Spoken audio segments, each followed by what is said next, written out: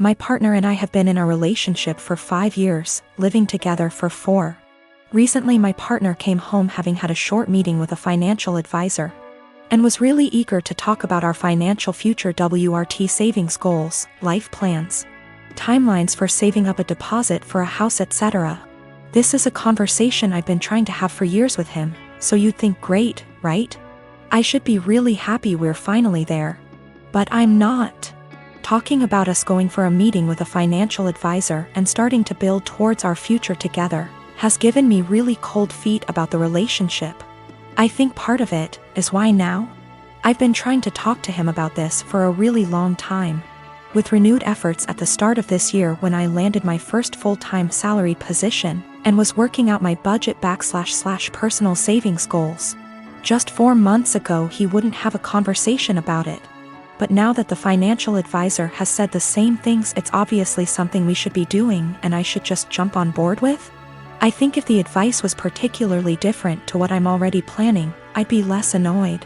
But the advice is the same. There's a certain type of savings account you can start in the UK specifically for saving up for a house. And I've been talking about planning to open one once I'm full-time employed for literally 3 years.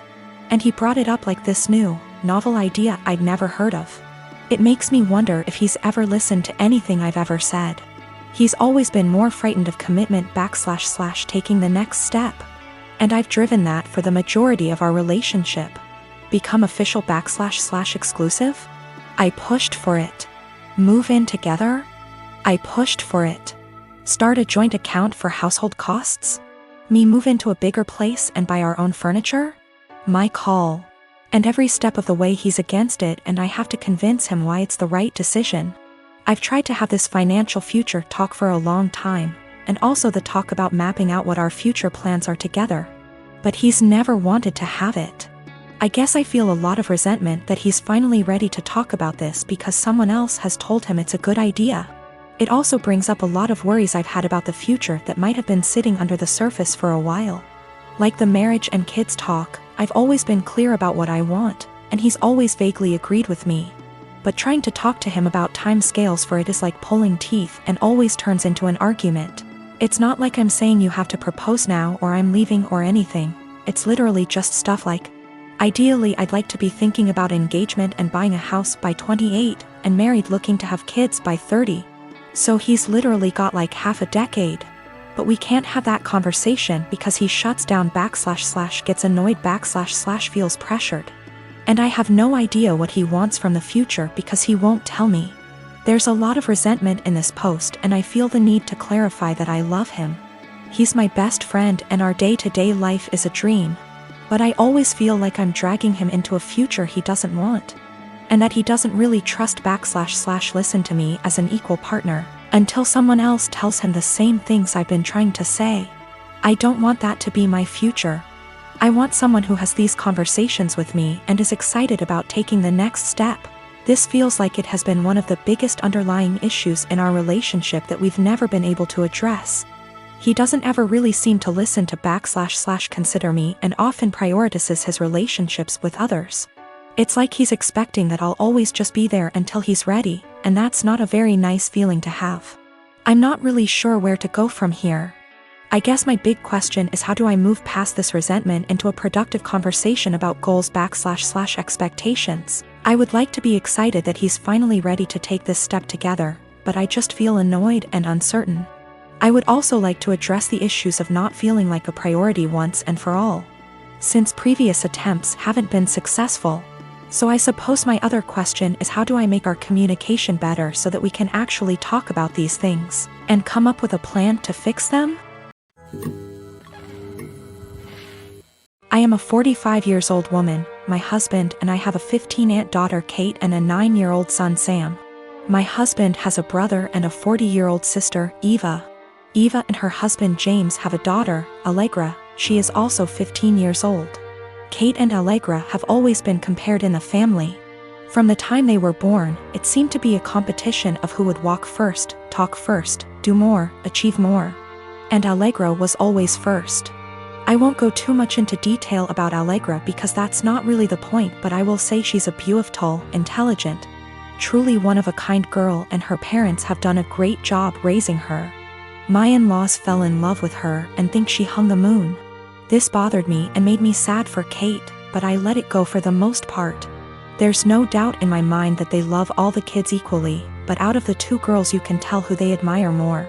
Every summer, the whole family visits a holiday home that Eva shares with my in-laws. Over the summer, Kate met a boy, Luke, who was also holidaying in the area. They started dating. This was Kate's first experience with boys. Allegra had friends who were nearby, so for our first few weeks we didn't see her much. About 3/4 of the way through the holiday, Kate invited the boy she'd been seeing to dinner. Allegra was told to come, and afterwards she would be going to a party. At the dinner, it was clear that Luke was very attracted to Allegra. After dinner, Luke decided he would go to the party Allegra was going to, as he had also been invited. They both asked Kate to go, but she wasn't allowed and was very upset. My husband and I felt it was not a safe or appropriate environment at her age. Eva informed us, because she knows we do not allow Kate into these environments, that it was an adult party, where there would be drinking and possibly other things going on. Allegra has grown up in a place where these kind of things are much more normal. And Eva and her husband made the choice to let Allegra live those experiences. From what I know and have seen, she handles it exceptionally and it has not caused any issues. However, it is not the way we have chosen to parent Kate, and so we didn't allow her to go. The next morning, Allegra came downstairs and asked to talk to me and Eva. She said at the party Luke was flirting with her and showed her some messages he'd sent her. We decided we would all talk to Kate.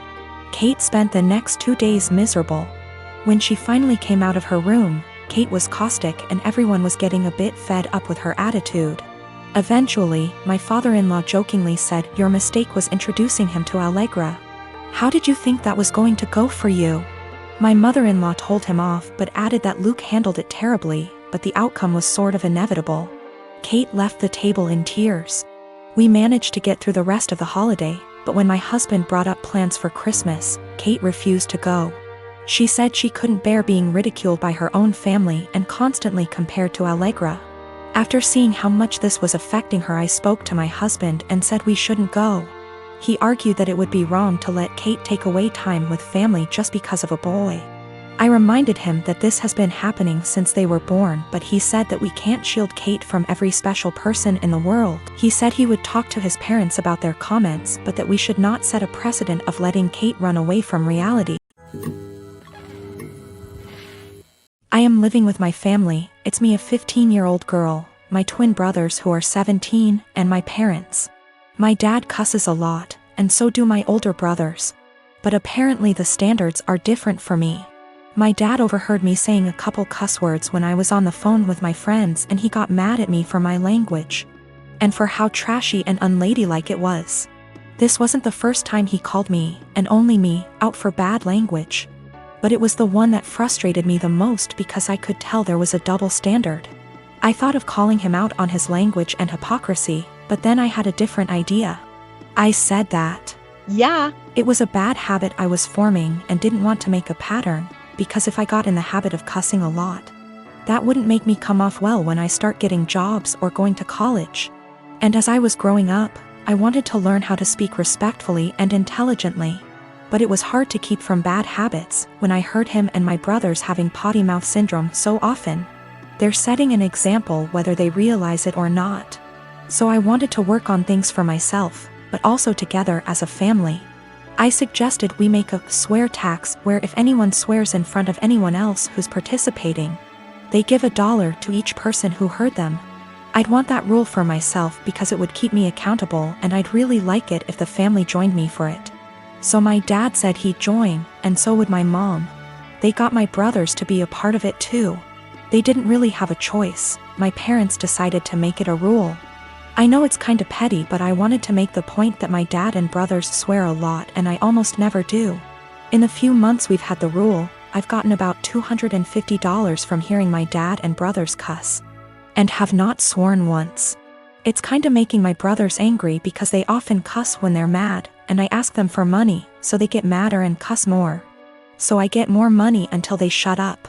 My dad actually got mad at me too. He was having some drinks, calling his brother and talking.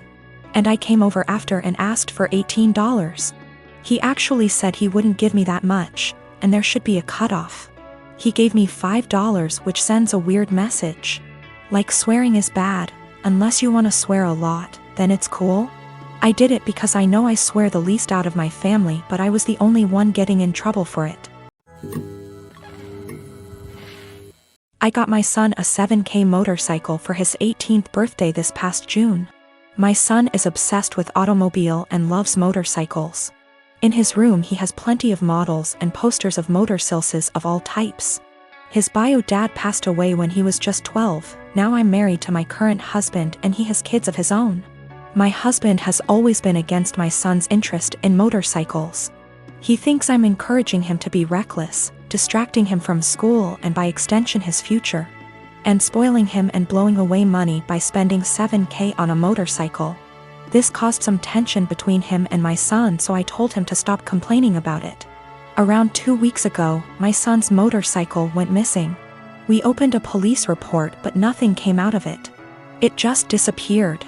My husband had a smirk on his face the entire time, just walking around saying, "I told you so. You just wasted your money." This was unbearable to hear, to be quite honest. My mother-in-law visited few days ago. She was talking about the other house my husband owns and mentioned seeing a motorcycle. One that's similar to the one that we lost in my husband's carriage while she was cleaning it. She goes to clean that house weekly even though it's empty. My husband plans on giving it to his kids as inheritance. I was puzzled. I asked if she was certain, but she showed me a photo she took of it which confirmed that it was indeed my son's motorcycle. I immediately rushed to call my husband and confront him about it. He admitted that he took and hid the motorcycle in his garage as a last resort after me and his stepson kept brushing him and his thoughts off about the $7K being spent on something unnecessary and that could cause issues. I blew up at him demanding he return it. He refused and told me he had been considering selling it and giving the money back to me so I could use it wisely this time. I told him I was serious and that I'd call the police. He literally said, "This is a family matter and cops can't do shit about it." I had enough. I called the cops soon as I ended the call with him. The motorcycle was found and returned. But my husband had to be taken in since there was an open file about the motorcycles going missing. He was let go eventually, but he was livid with me. He came home yelling about how awful what I did was and how crazy my behavior was. I refused to engage in the argument, but he told his entire family about it and they judged me for calling the police on my own husband, even though I already asked him to return it. He said he was just looking out for my son and that one day we'll realize that he was right, but only when it's too late. My son isn't speaking to me or my husband. I feel horrible about the whole situation and am starting to think I handled this the wrong way.